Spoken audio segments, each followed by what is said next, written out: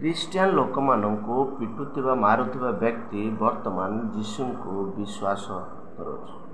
ନମସ୍କାର, ପ୍ରେଜ୍ ଦ ଲର୍ଡ। ମୁଁ ବିଦ୍ୟା ସିଂ ଆପଣମାନଙ୍କୁ ବିଦ୍ୟା ସିଂ ୟୁଟ୍ୟୁବ୍ ଚ୍ୟାନେଲ୍ରେ ଆପଣମାନଙ୍କୁ ସ୍ୱାଗତ କରୁଛି। ଆଉ ପୁଣି ଥରେ ନୂଆ ଏକ ସାକ୍ଷ୍ୟ ନେଇ ମୁଁ ଆପଣମାନଙ୍କୁ ସମ୍ମୁଖକୁ ଆସିଅଛି। ଆଉ ପ୍ରିୟର ଭାଇ ଭଉଣୀମାନେ, ପ୍ରତ୍ୟେକ ଜଣ ଆଉ ପ୍ରତ୍ୟେକଙ୍କୁ ପ୍ରଭୁ ଆଶୀର୍ବାଦ କରନ୍ତୁ। ଆଉ ଆସନ୍ତୁ ଆମେ ସେହି ସାକ୍ଷ୍ୟକୁ ମଧ୍ୟ ଶୁଣିବା। ଆଉ ସାକ୍ଷ୍ୟକୁ ଶୁଣିବା ପୂର୍ବରୁ ମୁଁ ଆପଣମାନଙ୍କୁ ରିକ୍ୱେଷ୍ଟ ଆପଣମାନଙ୍କୁ ଅନୁରୋଧ କରୁଅଛି କି ଯେଉଁମାନେ ଯଦି ନୂଆ କରି ଭିଡ଼ିଓଟିକୁ ଦେଖୁଛନ୍ତି, ବିଶେଷ କରି ଏହି ଭିଡ଼ିଓଟିକୁ ଏହି ଚ୍ୟାନେଲଟିକୁ ସବସ୍କ୍ରାଇବ୍ କରନ୍ତୁ। ଆଉ ବେଲ୍ ଆଇକନ୍ ପାଖରେ ଆସିଥିବା ବେଲ୍ ଆଇକନ୍କୁ ଦବାଇ ଦିଅନ୍ତୁ। ଆଉ ଲାଇକ୍ କରନ୍ତୁ, କମେଣ୍ଟ ମାଧ୍ୟମରେ ନିଜର ମତାମତ ଜଣାନ୍ତୁ। ଆସନ୍ତୁ ଡେରି ନ କରି ଭିଡ଼ିଓଟିକୁ ଷ୍ଟାର୍ଟ କରିବା। आज तक किसी पापी के लिए कोई भी नहीं मरा। हालेलुया। उसको मैं इतना गंदा कर कर बोलता था, उसका मजाक उड़ाता था और भरी भीड़ में मैं उड़ाता था। हाँ, दुनिया में हर एक चीज पसंद थी, मरना पसंद था, लेकिन यीशु नहीं पसंद था मुझे। मतलब मैं यीशु मसीह का बहुत बड़ा विरोधी था। मुझे यीशु नहीं पसंद था। हाँ, दुनिया में हर एक चीज पसंद थी, मरना पसंद था, लेकिन यीशु नहीं पसंद था मुझे। और पवित्र वर्ड हालेलुया, उसको मैं इतना गंदा कर कर बोलता था, उसका मजाक उड़ाता था और भरी भीड़ में मैं उड़ाता था। और जैसे इन्होंने हमारी गली में आना, मैंने इसे इन लोगों से कहना मेरी गली में नहीं आना, तो उन्हें पता था ये बंदा थोड़ा खतरनाक टाइप का है, कुछ भी कर सकता है ये। मैंने रात में अपनी मम्मी को बोलना कि इन्हें नींद नहीं आती, सारी सारी रात में ये हालेलुया हालेलुया करते फिरते हैं। अरे ऐसा भगवान मैंने दुनिया में नहीं देखा, ऐसा भगवान मैंने दुनिया में सच में नहीं देखा था। हमने उसे गालियां दी, उसने हमसे प्रेम किया। हमने उससे नफरत की, उसने हमसे प्रेम किया। कि जो नफरत करने वालों से प्रेम करता हो, ये सबसे बड़ी बात है। आज तक किसी पापी के लिए कोई भी नहीं मरा, लेकिन प्रभु यीशु मसीह इकलौता परमेश्वर है जिसने हम मनुष्यों के लिए अपनी जान दी ताकि हम।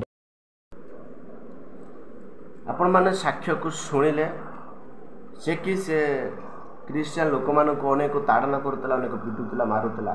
जो पवित्र वर्ड हालेलुया शब्द को नहीं अनेक खराब व्यवहार करुला। प्रभु यीशु जे केड़े महान प्रभु ताहाकु मनोनीत कर। आसतु ईश्वर वाक्य आम जड़े व्यक्ति विषय आम देखा जे कि से ताड़नाकारी थिले, किंतु प्रभु ताहाकु व्यवहार करुछंती। आम आसतु आम पाठ करवा प्रेरित पुस्तक 22 चारि पदरु आम 8 पद जाके पाठ करवा। मु एही मार्गर पुरुष और स्त्री उभय को बांधी कारागार रे पकाई मृत्यु पर्यंत ताड़ना करुथिले। एही मार्गर अर्थ एही मार्ग रे जो माने यीशु ख्रीष्ट को विश्वास करुछंती सेमानंकु कोन करथिले, सेमानंकु बांधी कारागार रखिया पई मृत्यु पर्यंत ताड़ना करुथिला। वो मृत्यु पर्यंत ए प्रकार पिटुला, मारुला, मृत्यु पर्यंत पूरा बेहोश पर्यंत पिटुला, मारुला। एही विषय रे महायाजक और प्राचीन वर्ग समस्ते मोहर साक्षी। सेमानंको ठारू मु भाई मानंको निकटरू पत्र ग्रहण करी दामास्कस रे थिबा लोक माने जेपरी शास्ति पांती एथिपाई सेमानंको सुधा बांधी जेरूसालेम को आनिबा निमंते से स्थान को जाउथिले।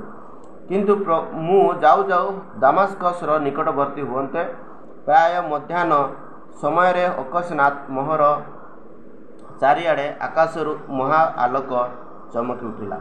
सेथिरे मु भूमि रे पड़गली आ मो प्रति उक्त एही बाणी शुणिली, साउल साउल काहींकि आम्भको ताड़ना करुछ। मु उत्तर देली, प्रभु आपण किए? तेणु से मते कहिले, तुम्भे जो नाजरेतीय यीशु को ताड़ना करुछ आम्बे से। Hallelujah, praise the Lord.